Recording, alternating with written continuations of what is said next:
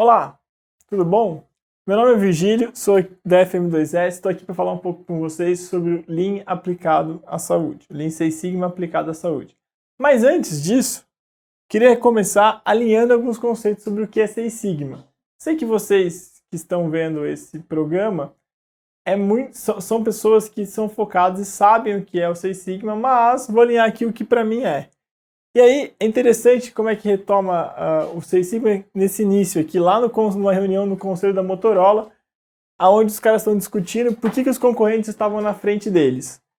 E, como sempre, o festival de desculpas acontecia. E uma das pessoas falou, deve ser nossas lojas, né? Não tem estoque suficiente ou nossos vendedores estão fazendo corpo mole. Nunca as pessoas costumam afirmar que o problema é da empresa. Sempre está lá, um problema está mais longe, enfim, uma coisa desse tipo.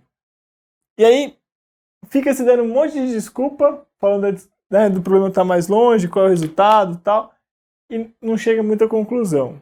E até que uma hora, um dos conselheiros, Art Sundry, foi lá e falou assim, cara, nós não estamos vendendo porque a nossa qualidade é horrível. A Motorola não vende porque a qualidade é muito ruim. Se a qualidade fosse muito boa, se a gente fosse pelo menos boa, nós conseguiríamos vender e não estaríamos inventando que os vendedores fazem corpo mole, nem que nossas lojas não têm estoque, que é muito mais fácil que assumir que nós temos que melhorar nossa qualidade. E nesse dia, o conselho definiu como meta estratégica que a Motorola melhorasse a qualidade em 10 vezes por meio de um plano de 4 pilares, que foram tornar-se competitivo globalmente, preparar os colaboradores para participarem da tomada de decisão, ou seja, não esperar que o corpo lá em cima, o corpo diretivo, os líderes, tomassem a decisão, mas empoderar os colaboradores para que eles tomassem as decisões corretas, melhorar drasticamente a qualidade e criar um centro de educação e treinamento da Motorola, para que formasse as pessoas, para que capacitasse as pessoas para que elas pudessem tomar as decisões mais perto da operação, que estivessem capacitando a equipe, empoderando a equipe para que elas tomassem as decisões mais interessantes. Aí, a partir desse dia, foi lançado o desafio e o Bill Smith aparece no jogo. Quem é o Bill Smith? Engenheiro da Motorola, nascido aqui em 1929, que foi o primeiro cara a cunhar esse termo. Olha que legal! Ele cunhou esse termo em 1985 e deixou um paper, um artigo que ele tinha feito com esse termo, explicando como é que ele poderia, o que ele planejava que as pessoas fossem treinadas, qual tipo de conhecimento, qual tipo de coisa, para que aquelas metas fossem alcançadas. E deixou na mesa do CEO, do Bob Galvin, da Motorola naquela época. O interessante foi que demorou 2 anos para o Bill tomar coragem e perguntar para o Bob se ele tinha lido ou não o artigo ou o paper que ele tinha deixado lá. E daí, neste ano, depois que ele lê, o Bob Galvin lê o artigo, ele lança o programa Six Sigma de melhoria sob a responsabilidade do setor de comunicação, liderado pelo futuro CEO George Fisher.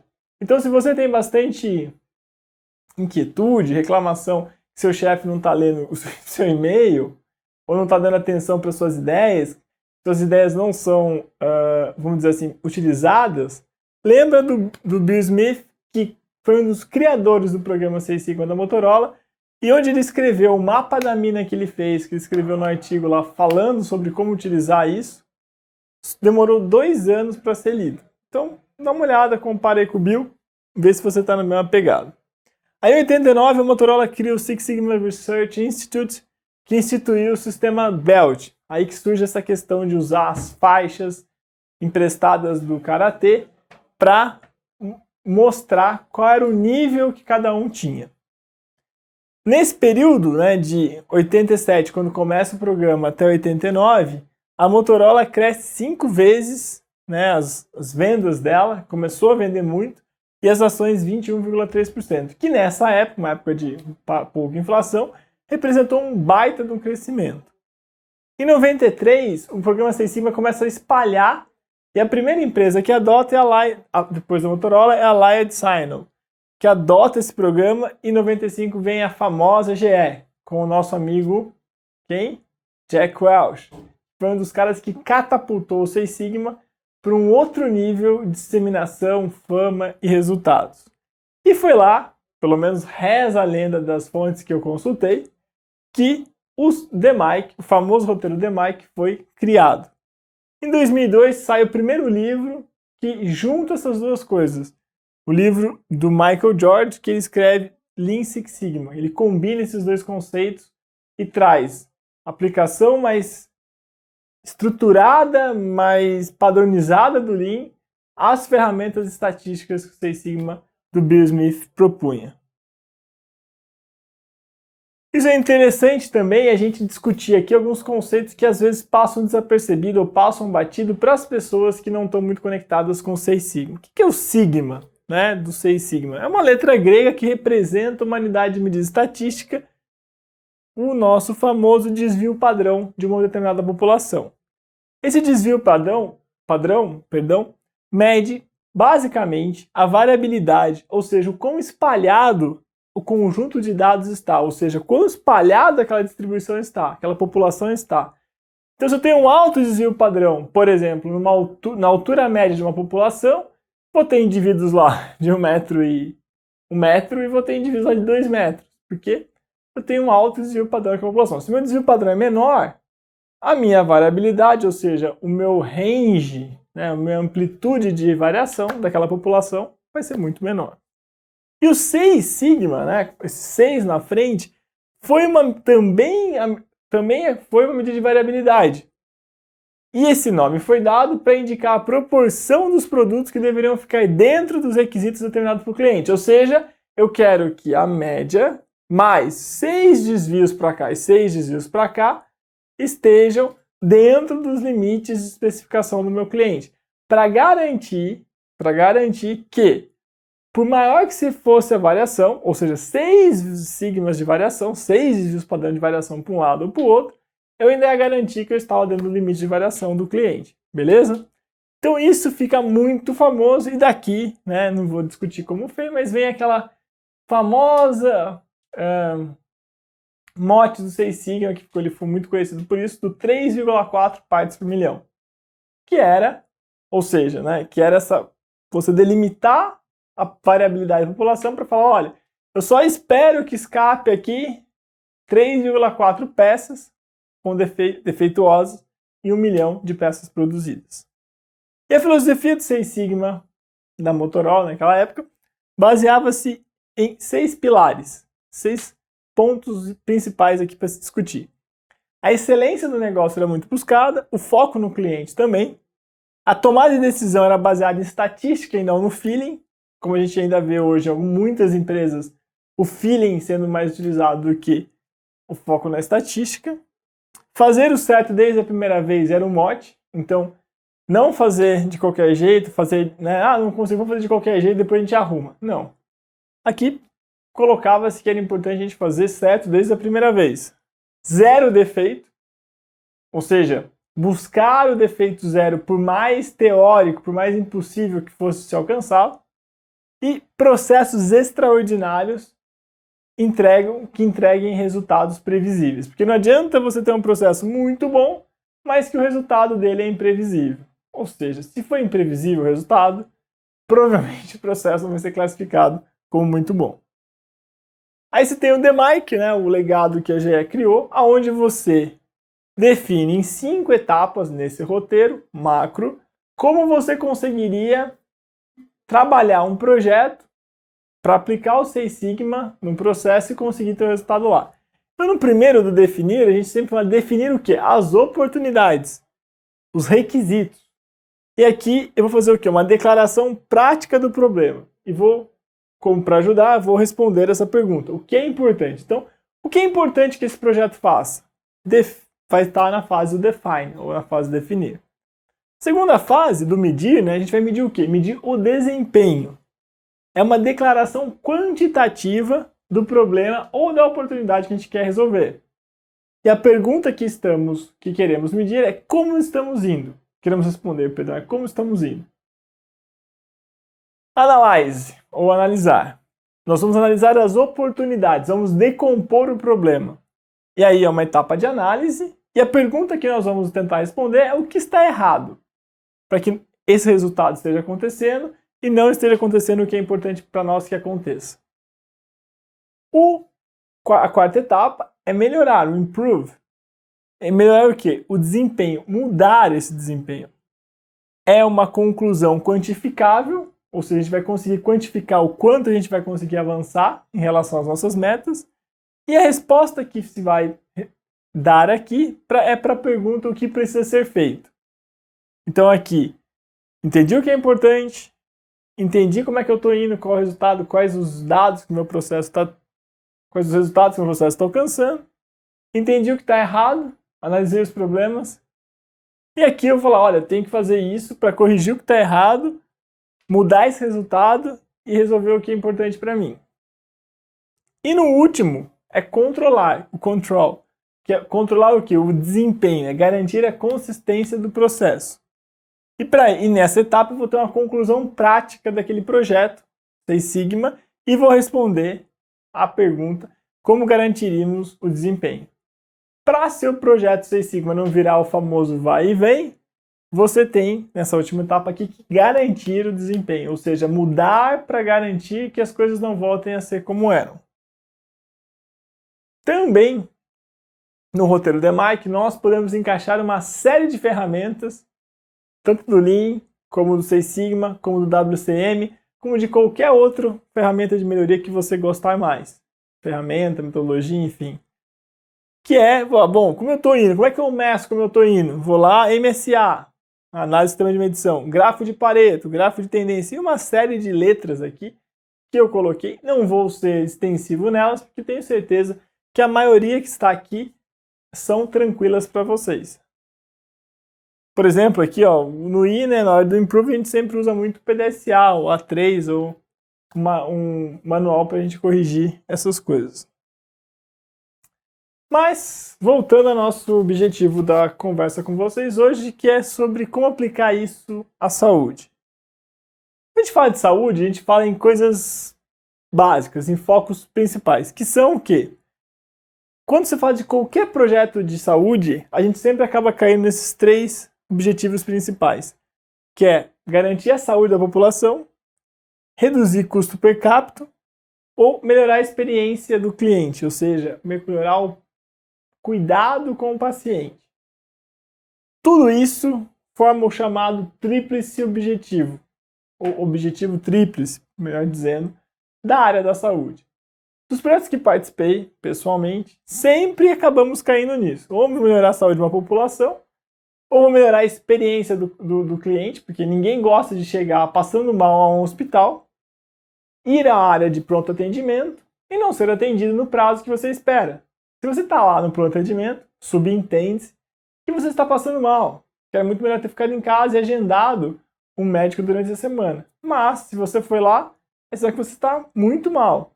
Então você não quer ir lá e ter uma experiência de ser desassistido, você está desatendido, você quer ir lá para ser atendido. Ou redução de custo. É muito caro a saúde aqui no Brasil e em várias partes do mundo. Então, todo efeito, todo projeto que a gente faz que gera como efeito a redução de custo também é muito comum na área Six Sigma. E o Lean Six Sigma na saúde vai ajudar vocês a eliminar erros e melhorar a segurança do paciente. Você vai estar atacando exatamente aqui e aqui. Melhorar os serviços e a qualidade do atendimento, atacando aqui. Melhorar a eficiência. Melhorar a liderança da equipe e aumentar a lucratividade do hospital ou do serviço de saúde que você estiver. Seja um ponto de atendimento, seja um serviço diagnóstico, enfim. Todos os entes da área da saúde. Mas você pode me perguntar e vai falar assim, mas será que precisa realmente se aplicar Six Sigma em saúde? Como está a saúde no mundo? Calma, a saúde no mundo não está muito bem, mas vamos lá. E não só no Brasil. Tem um artigo aqui chamado The Quality of Healthcare Delivered to Adults in the United States, que fala o seguinte, eles fizeram um teste, pegaram 439 atendimentos de 30 condições agudas de saúde, com 30 tipos de doença, com problemas, e crônicas, e em apenas 59,4% das vezes, o que? Os pacientes receberam os cuidados corretos. Se pegarmos os protocolos médicos, os padrões desenvolvidos pela saúde e fomos analisar os pacientes aí, né, aleatoriamente, como foi feito nesse estudo, viu-se que apenas 54,9% receberam os cuidados adequados. Isso nos fala, fazendo a conta de trás para frente, que 44,1% dos pacientes não receberam os cuidados adequados. Ou seja, não foram bem assistidos, não tiveram uma boa experiência. E o pior, se eles não tiveram uma boa experiência, provavelmente eles vão ter que retornar. Eles vão ter que voltar no hospital ou no lugar onde eles foram tratados. E ao retornar e voltar, eles vão gerar mais custo. E aí inicia-se esse problema. Olha que interessante. Outro dado interessante para vocês. 16% de toda a dor e sofrimento foi considerada evitável. Ou seja, todo aquele metiolate que sua avó passou no seu joelho quando você era criança foi um exemplo claro de dor evitável, lembram? Depois vocês aprenderam que o metiolate não doía mais, que não fazia efeito aquele airdume todo. E em situações maiores, como no hospital, pode acontecer a mesma coisa do metiolate no seu joelho ralado, depois de um tombo de bicicleta, que sua avó passava. Não adiantava nada, era uma dor evitável. Olha que interessante. Em 1847, descobriu-se que lavar as mãos salvava vidas. E ainda hoje, em 2019, ano este que gravamos esse vídeo, temos aqui que, segundo a ONU, 70% dos profissionais de saúde não lavam as mãos. Olha só. Você tem uma baita oportunidade de melhorar esse indicador usando o 6 Sigma, por exemplo. E que 30 mil mulheres e 400 mil bebês morrem todos os dias no mundo por isso. Quando vai ter o filho, vai trabalhar um trabalho de parto e tal, o cara não lava a mão e mata a criança. E mata a mãe também. Olha que situação complicada. Uma mudança simples que poderia ser implementada no mundo inteiro, que não dá problema nenhum, não dá esforço nenhum, custo zero, lavar as mãos, custo muito baixo de água e sabão, pode salvar tantas vidas. Outro ponto aqui que é a padronização do 6 Sigma, que ele é muito forte, poderia evitar, ajudar a evitar mortes por doenças crônicas, como o famoso diabetes mellitus. Só no Brasil, a taxa, segundo o DataSUS, a taxa de mortalidade desta específica em 100 mil habitantes dessa doença é de 30:1. Quando nós estamos falando de assassinatos aqui no Brasil, comemoramos muito em São Paulo quando o número caiu de 10 tá abaixo de 10 agora em São Paulo, no estado de São Paulo, na cidade também.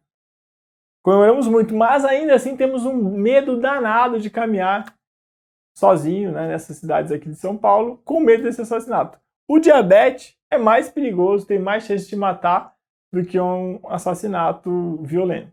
Então, pessoal, é um negócio silencioso que pode te derrubar. Em nossa experiência com Lean na Saúde, a gente está trazendo aqui um dos nossos projetos, que foi o quê? Nós fomos lá reduzir, com o objetivo, reduzir o número de internações em UTI de recém-nascido.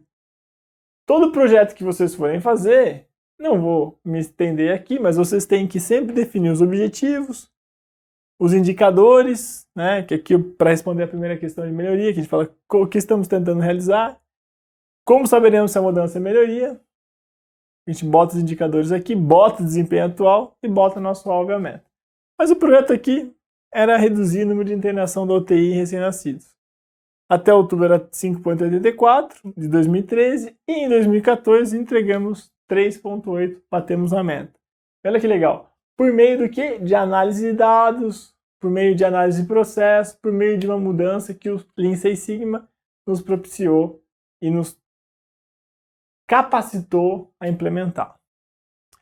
Um outro projeto que também fizemos foi a questão de aumentar a ocorrência de parto normal de 5% para 30% até setembro de 2014 em um determinado hospital. Nós não podemos, obviamente, por condições de sigilo, falar isso.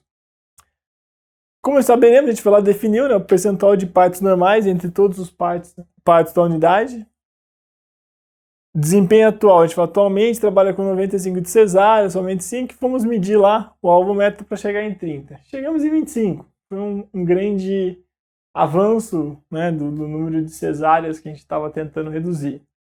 O Ministério da Saúde, uma época, seminou muito essa ideia de trocar a cesárea pelo parto normal. O Brasil, né, é o maior recordista mundial em cesáreas. O que não é tão bom para o bebê. Ah, mas por que o risco? Enfim, tem uma série de discussões, os médicos defendem muito essa parte, mas tem uma linha mais clara, mais fundamento, com mais dados, que fala, né, mundialmente, que o número deveria ser 30% das cesáreas, e serem utilizadas só para os partos de risco. E esse número aqui é muito maior que isso, então o Brasil está tentando mudar isso, e os esforços do Seis Sigma estão ajudando muito nesse sentido. Outro projeto aqui foi a questão de desenvolver uma metodologia de mapeamento periódico para a identificação permanente dos padrões de diabetes esperados na carteira de clientes. O objetivo era identificar os pacientes com diabetes, com diagnósticos de diabetes e reduzir isso. Olha que interessante, tem muita gente que não sabe que tem diabetes. E ao não saber, ela sofre muito mais com essa doença, que causa mais custo para o plano de saúde, mais sofrimento para a pessoa e até risco de vida. Com a pessoa sofrendo várias delimitações, né, ficando debilitado por essa complicada doença crônica. E aí foram todas as discussões em cima desses projetos. Não vou ficar mostrando todos os detalhes aqui, a gente trouxe mais para ilustrar. Só que por que a coisa não acontece? Ou seja, por que a gente não tem uma coisa funcionando tão bem como a gente poderia ter no Seis Sigma? Porque não é fácil, gente. Imagina assim, seria muito bom se um paciente X se consultasse com o médico, aí acontece alguma coisa, o paciente sai mais saudável e satisfeito. Então esse é o problema, que não é assim simplesmente que acontecem as coisas. Como é que funciona? Chega lá um paciente com uma idade X, a coordenação de cuidados é X4, o sexo X2, a condição atual de saúde X3, comunicação X5 e tem tudo isso aí interagindo. E o que acontece? Puta dificuldade para os caras conseguirem entender isso, gente. É muito difícil. E aí, como é que o médico vai entender todas essas variáveis, monitorar todas essas variáveis e conseguir responder no final um tratamento adequado e acompanhar esse tratamento? Tem uma certa dificuldade, tem os protocolos, tem um monte de coisa de padronização e tem os indicadores para a gente ajudar o médico a fazer isso. Neste caso, né, essas relações que vão ter, pode ter várias correlações, ou seja, pode ser por meio de regressão, aqui você vai conseguir entender o que afeta o que, ou seja, qual variabilidade de um afeta a variabilidade de outro. E com esse conhecimento que você vai desenvolvendo com o Seis Sigma, você pode melhorar muito a questão, por exemplo, do sexo ou da condição atual de saúde. Projetos básicos que fizemos foi, poxa, coisa básica, triagem. O que é triagem? Você monitorar na entrada a condição de saúde do paciente. Chegou na emergência, chegou na urgência, vai lá, mede pressão arterial, temperatura, batimento cardíaco, histórico. Faz a anamnese lá do histórico de problemas que ele teve. Foi tranquilo? Beleza, o cara pode esperar. Os dados, os sinais vitais estão ok, ele pode esperar. Não, tem que passar na frente, tem que fazer uma triagem muito mais rápido. Você fazer isso, você vai garantir um processo muito melhor. Coletar esse dado. Sexo, idade, pode ser a mesma coisa. Se é uma pessoa idosa, caiu, está machucada, a condição de saúde está ruim, emergência, senão vai acontecer problemas. Então você consegue reduzir muito o número de fatalidades ou de complicações, vamos dizer assim, se você tiver uma análise de dados muito melhor. Como é que você faz a melhoria na área de saúde? Duas coisas. Você tem que ter conhecimento específico do assunto, ou seja, coisa que eu não tenho, nós não temos conhecimento específico sobre medicina. Tem malemar sobre engenharia, mas sobre medicina não tem. Agora, tem conhecimento específico de melhoria. Conheço o Lean Six Sigma, conheço o WCM, conheço as técnicas, as ferramentas, as metodologias de melhoria, para fazer o quê? Entender como funciona a interação entre sistemas, variação de conhecimento e a psicologia, para conectar isso com a parte específica e aí sim ter a melhoria acontecendo. Então, o médico, conhecimento específico, né? Não vou propor testes nas pessoas que não sejam adequados ao conhecimento médico atual, mas vou utilizar a metodologia que eu conheço para conseguir otimizar essa aplicação de conhecimento específico nos pacientes. O médico pode aprender o conhecimento da ciência da melhoria? Do método? Claro que pode. Há inúmeros exemplos de médicos que lideram áreas de melhoria em hospitais, grandes organizações de saúde, e têm resultados fantásticos. Uma que foi faculty, o IHI, reduziu milhões e milhões de mortes que poderiam acontecer, trabalhando com essa integração entre médicos e enfermeiros, se preparando em ciência da melhoria. E com isso, eles tiveram condições de mudar muitos processos que estavam ocasionando muitos problemas para todos eles. Como é que a gente faz essa questão da ciência da melhoria? Quais são as bases para você implantar isso? Segundo o nosso grande mestre Deming, a visão sistêmica, o lado humano da mudança, o entendimento da variação e a teoria do conhecimento fazem parte do saber profundo, que é a base para você conseguir colocar 6 sigma. O que é a visão sistêmica? É você saber que o desempenho de uma organização depende mais de como as partes interagem do que de suas performances individuais. Que não adianta você ter uma super área de suprimentos, uma super área de vendas e os dois se degladiarem, uma super área produtiva brigando com a área de suprimentos, ou ter médicos brigando com enfermeiros, ou brigando com técnicos. Não adianta. Com atendimento, com área comercial, não adianta. Como essas pessoas vão interagir é muito mais importante do que o todo interagir. Desculpa, o pontualmente, a interação pontual. Outro item é o lado humano da mudança, ou seja, as pessoas devem ser parte da solução, entender o valor do trabalho em equipe e ter certeza dos desafios que elas vão encarar. Tem que aprender isso. Não, a mudança não pode ser do 6 sigma que ela vai proporcionar, não pode ser apenas uma coisa que é, que sacado. Não, ela tem que ser que as pessoas têm que comprar essa mudança. A teoria do conhecimento é importante para quê? Para colocar conhecimento novo para você fazer a mudança. Você não faz do jeito que está hoje porque você não quer ter um resultado melhor. Você faz porque você não tem conhecimento de como fazer um resultado melhor. Então, a teoria do conhecimento, né, fundamentada muito no ciclo PDSA, você consegue colocar conhecimento novo no sistema e bombar esse conhecimento. Eu tô dando risada porque é muito gostoso isso quando isso acontece. Uma pergunta que sempre me fazia é muito interessante. Quando alguém te pergunta por que você não está dobrando o seu faturamento? Ou reduzindo a zero as mortes nesse hospital, ou os problemas de saúde decorrentes, ou o custo. A resposta óbvia não é as desculpas que você dá geralmente por querer ser educado. Tá? A resposta óbvia seria assim, não sei. Se eu soubesse como ter zero morte, se eu soubesse como reduzir o custo, se eu soubesse como bombar isso aqui, eu estaria fazendo. É que eu não sei, preciso de conhecimento novo para fazer. E o último ponto é entender a variação. O que é entender a variação, gente? Diferentes estratégias de melhoria são requeridas para melhorar processos estáveis e instáveis. Se eu não entender que o processo varia, de saúde, de indústria, de serviço, eu não vou conseguir melhorar corretamente aquilo. E para começar um projeto 6 Sigma, algumas coisas são importantes. Cada sistema tem um propósito, então a gente tem que sempre perguntar, como dizia o Simon Sinek, né? Comece com o porquê. Então é por que o sistema existe. 2. Cada sistema tem um cliente. Para quem o sistema existe? Então pergunte também. E o objetivo principal do sistema de cuidados na saúde, né, é melhorar os resultados e a qualidade de vida para os pacientes.